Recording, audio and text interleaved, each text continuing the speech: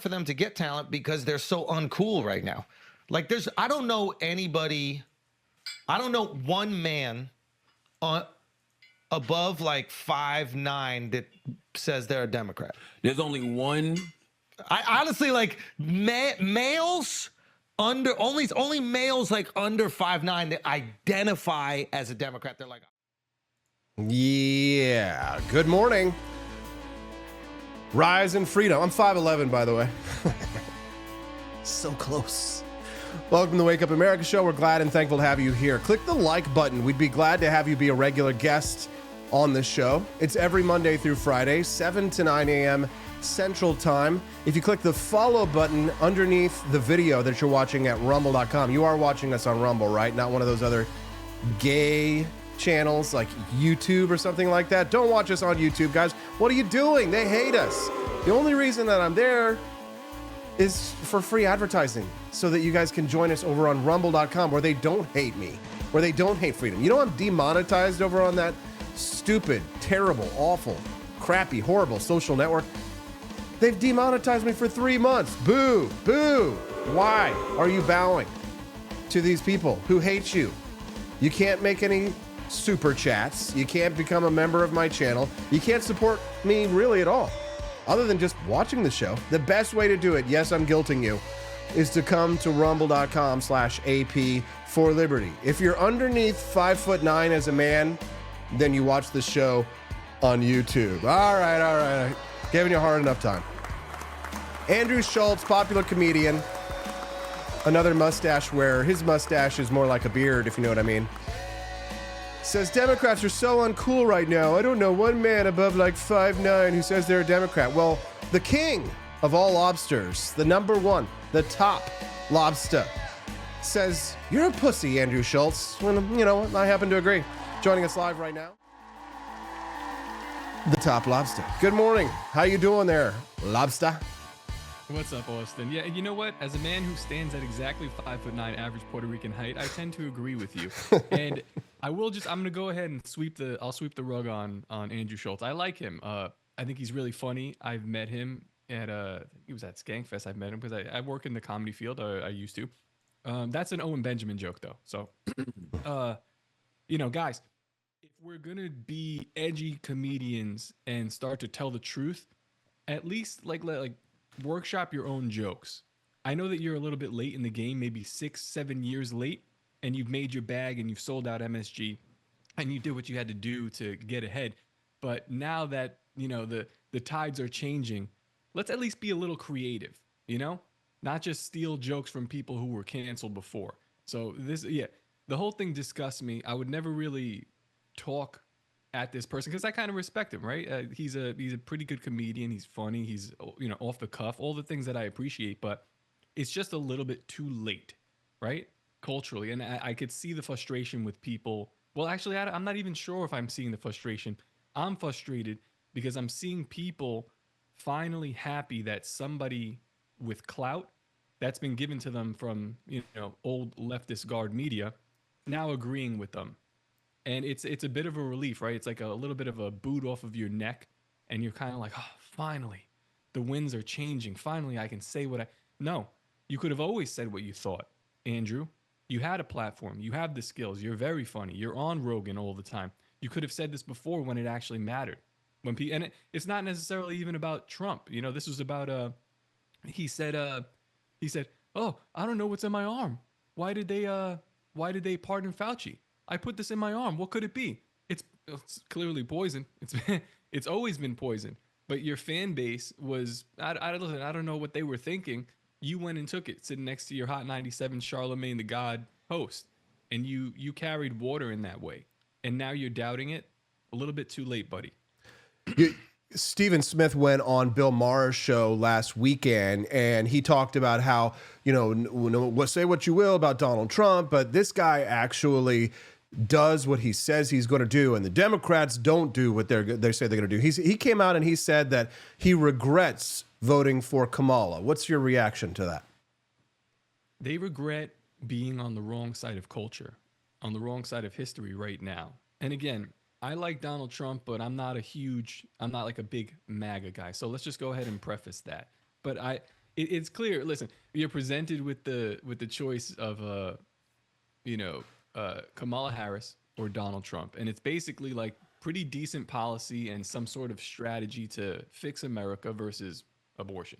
This was our choice in 2024, and these people got it wrong. It was an IQ test, in my opinion. So now you're seeing people who I don't know, Austin. What do you think? Are they stupid or are they evil? This is the Both. dichotomy that I'm- Both, please. Yeah. Yes, I guess we'd have to really think about that. But then, as a viewer, as a casual viewer of media and these sort of personalities, you have to then ask yourself: if these people are stupid, why am I listening to them? If they're evil, why have I listened to them before? And who should I listen to next? Well, they had a monopoly. I mean, as someone who has worked in mainstream media newsrooms, in New York City, across the street from Rockefeller Center, I've produced, live television in the belly of the beast. I've seen how it is created, and I've seen how it's fabricated. It's people really, they don't know the depths of depravity of what is going on that it takes to create for them a live newscast, at least from the perspective of like how the legacy media operates. And some people, like, they're watching, for example, the CBS interview that JD Vance with Margaret Brennan, for example. And I was trying to explain to people earlier how it's like they try and bring, if it's a left-wing news agency, they try and bring someone on who is like an idiot who will sort of basically be like, oh, there's an R after their name, but they kind of agree with everything Democrats are saying. And, oh, yes, the J6ers should be in jail, et cetera, et cetera. But they try and bring on people who are idiots, but then if there's somebody who's actually intelligent, who's making the right ideas, who has the right ideas, they either don't bring them on because they think, oh, well, they're not relevant enough. But if they're so relevant that they do want to bring them on, then they will kind of hockey puck it back and forth to prevent them from being able to actually say what they believe. Now, Jon Stewart, speaking of comedians, Toplobsta, you might know this. Jon Stewart used to actually deceptively edit interviews to make these people sound stupid or idiotic or retarded. And in the newsrooms, they do cut it to make the person, they take things out of context and they only show you what they believe. And I'll tell you this, most of the people, though, in the mainstream media or the legacy media, they aren't stupid, but they are definitely evil. And what they are doing is trying to manipulate us because, I mean, let's be honest, like most of New York and DC, they live in a bubble, and it's quite common to go for a cocktail after, your 5 p.m. live show at Fox and then go across the street and be listening to everybody at Rockefeller Center talking about how much they hate where I live right now in Jefferson City, how much they hated people where I live out in Missouri. They despise our culture, and they've used government as a blunt instrument, a tool. They've used people like Andrew Schulz as a bludgeon to try and keep us down and take away our freedoms and take away our liberties. So it is an insidious and evil conspiracy that the legacy media has had, but they're losing it. And, thank God for podcasts like, and for the Tower Gang and for Wake Up America show, because evil is on the retreat right now. And I'm like you, I'm not like a MAGA guy per se. I'm a, liberty guy in the Republican Party, right? So, but evil, stupid, yes. The stupid people are the tits that they bring out, the anchors with, gigantic boobs that are there to hypnotize you, right? And hypnotize the socialist titties that are meant to hypnotize and enslave your ass, you know what I'm saying? Right? But that's the stupid. The evil are the puppet masters. You know what I'm saying? Right. So this is, again, my gripe with these guys like Bill Burr, even like Jon Stewart, I wouldn't even consider him a comedian, but Bill Burr, Andrew Schulz, you go down the line of mainstream comedian who's been doing what they're told and has now since changed tune. They're working, but they're not working under their title. Okay? As human beings, we operate in archetypes. And their archetype is the jester. And their job, their specific job role, is to speak truth to the king. They're the only ones that are allowed to do this. They've abdicated that duty. In the time when they were really supposed to uphold that duty, there's one person, maybe two, like a Sam Tripoli and Owen Benjamin, who, I mean, Owen Benjamin really is the biggest example of this, where in 2015, when the whole trans thing started happening, he actually spoke truth to the king, got completely banned for it. He's living out in Idaho in the middle of a farm because he can't work. They wouldn't even let him work a small comedy club. This is one of the funniest people in the world. So funny that Dave Chappelle still steals his jokes. Andrew Schulz is right there. The joke that you saw about the 5'9", that's his joke. These are the people that I want to hear from. I don't want to hear from an Andrew Schulz when he could have taken his bag of money at any point, even after the jab. You could have taken it and floated away on your boat, or actually created something where you can speak truthfully, but you didn't. You rode that wave all the way until now, and now it's safe again. And I think it's MAGA Republicans, I think it's Trump Republicans' job to start to differentiate between these people and don't let them back on the boat. They were opposed to you. Same thing. I mean, we were talking about Meghan McCain last night. You sent me one of her recent tweets where she's just glazing Trump again. Well, I remember her in 2021 calling for January 6ers to put them under the jail, right? And are we going to let these people back into civil, polite society? Let them take their money and let them go. Or if you're of a more of a revenge type mindset, then do whatever you got to do. But for me, I'm very happy with telling them, fuck off. We're done. We've heard from you. You've been wrong multiple times, and that's enough. New shooter. Who's the next person up? And when that person falters, we find the next person. This is a big, big field, and everyone has something to say. There's plenty of talented people. We don't need to continue to hold on to this old guard and listen to the old shit and the old lies that they've been told to tell us. I like the Jester analogy. I think that's very important because that you've really latched on to the importance of the role that comedians play in a free society.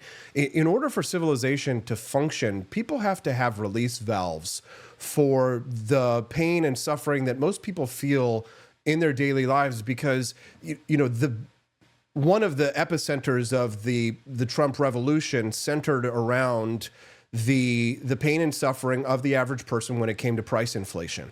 And this is something that they just don't feel the pain of. They don't experience it because, first of all, most people like Margaret Brennan and Stephen Smith and Andrew Schulz and stuff like that, these people, they don't do their own grocery shopping, or they can afford to order every meal on DoorDash. They don't have to go to the grocery store, see the rising price of eggs, and deal with the fact that, I've got a child, when I have to go to the grocery store, I've got to buy a $50 bucket of baby formula. Like, they don't have to worry about these things. They are immune to the problems that they are creating in Washington, D.C. And it used to be, though, that like comedians weren't necessarily always as powerful in society as they have sort of become. I mean, it was kind of the Jon Stewart era where comedians used to be something more like, it used to be more of a fringe of society phenomenon. Like, if you were a comedian, like, you were still kind of like, a jester in the sense that you weren't sort of empowered to the level that people are today, where you have Netflix specials and people actually listen to Jon Stewart. You say he's not a comedian. I kind of think he is, but I mean, he used to be.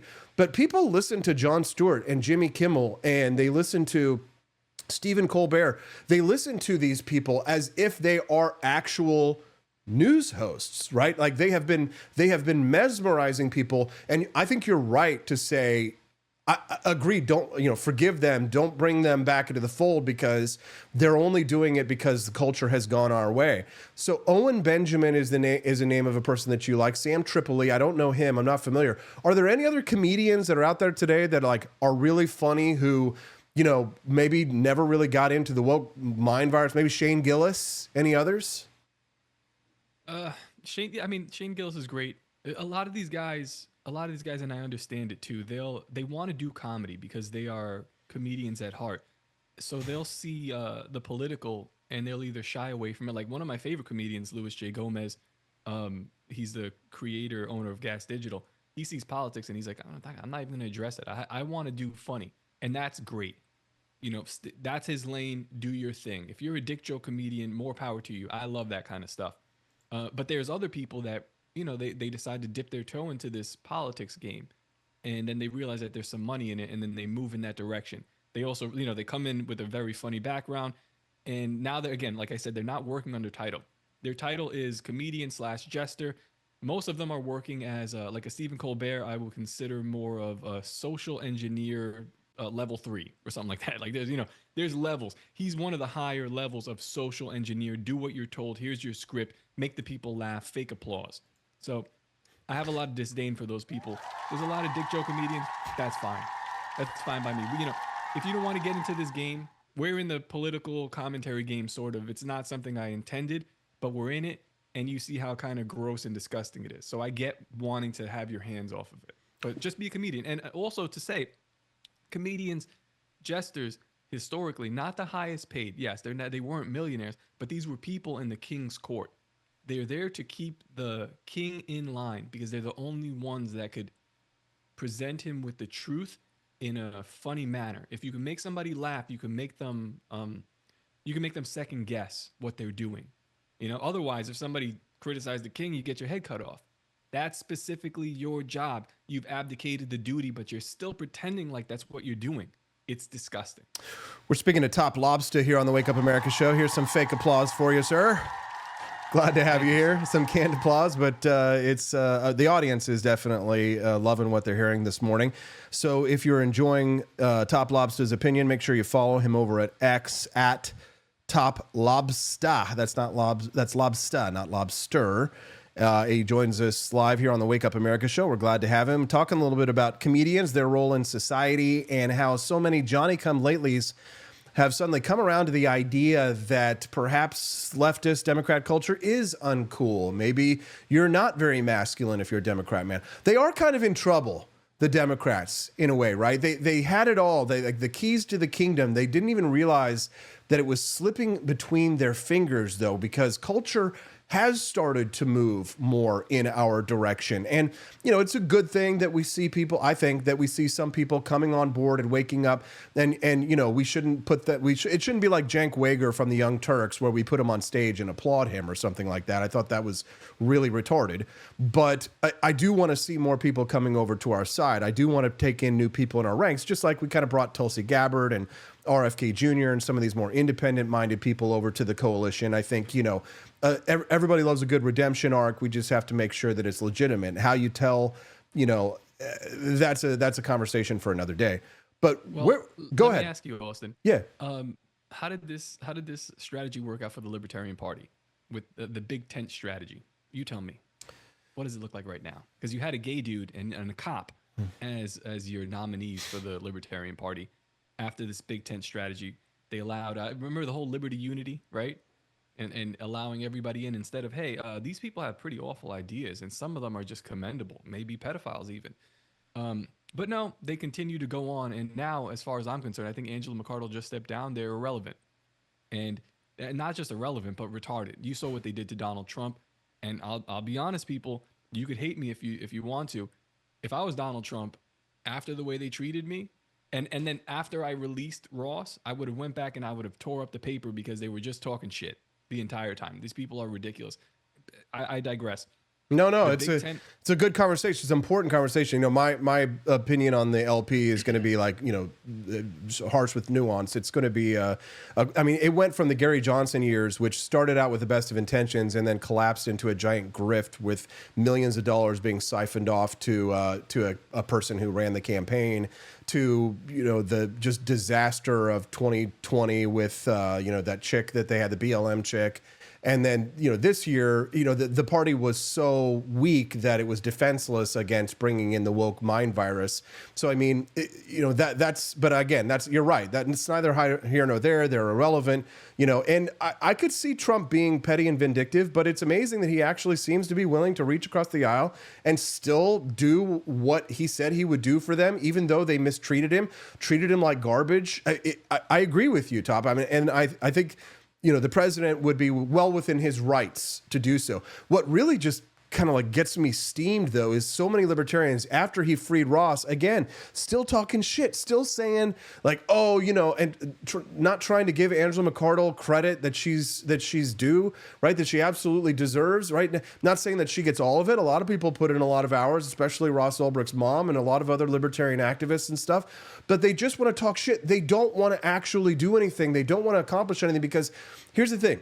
Javier Milei proved that you can have victory based around these ideals. And a lot of libertarians hated him for the sole purpose of it showed them up for the losers that they are because they can't win. Now there's no excuse. They have to win. And here in this country, Trump has showed that the power of coalition, that the power of MAGA and libertarian ideas, because frankly, he's the most libertarian president of my lifetime, right? And probably since Calvin Coolidge, right? And you know, a lot of MAGA people get pissed off at some of the libertarian stuff that he does. And I'm like, oh man, this is great for you. I love to see it, right? But when it comes to how libertarians interact with Trump, you still see these left libertarians out there who are seeing him as like the heart of all evil. They have swallowed the mainstream media lies. They're beyond hope. They're beyond redemption. It's amazing to me that they cannot see what is directly underneath their noses. But that's a lot of people, Lobster. And I mean, we could bitch about them all day long. My last question to you here on this subject is, where do you think we go from here? Because we really only have 4 years of Trump, and then the threat of the Democrats just walking right back in and wiping away. Like, if the Democrats walked in right now, they could just overturn all of his executive orders, and then this was all for naught. But I mean, 4 years is not a very long time. Like, give us a prediction here. What could happen? What do you think might happen? Give us the odds back and forth. What do you think? I was a couple of months ago, right around the election, I went on Liberty Lockdown, and as a surprise guest, Robbie the Fire, that's Dave Smith's co-host, was on, and we were talking. And I'm the kind of guy to shoot from the hip and say wild shit. And I said, thinking out loud, I said, hey, I think, maybe if Trump wins this election, this is before he even won, I said, if he wins, I think the move here is to go ahead and just go through the voter rolls. And it's funny, like, I'm kind of making a joke here. Go through the voter rolls. Anyone who voted for Kamala Harris, suspend them from voting for like 10 years or something. This was an IQ test, you failed. And the reason I said that is because I feel like we're in the point in America where you have to play for keeps. We're in the point, not just in America, but globally. We are dancing on the edge of a knife here. And if we make the wrong decision, we're not going to have anything to give to our kids. This whole experiment will be failed. And it's this close to failing. 4 years can't fix it. Although he surprised me, he's coming in 3 days and kind of, alleviated a lot of the social tensions, a lot of even some of the economic pressures, just with a couple of executive orders. So he can definitely make some good changes within the next 4 years. But I think you need 8. I think you need 10. I think you need 12. I think the other side should not be in power again.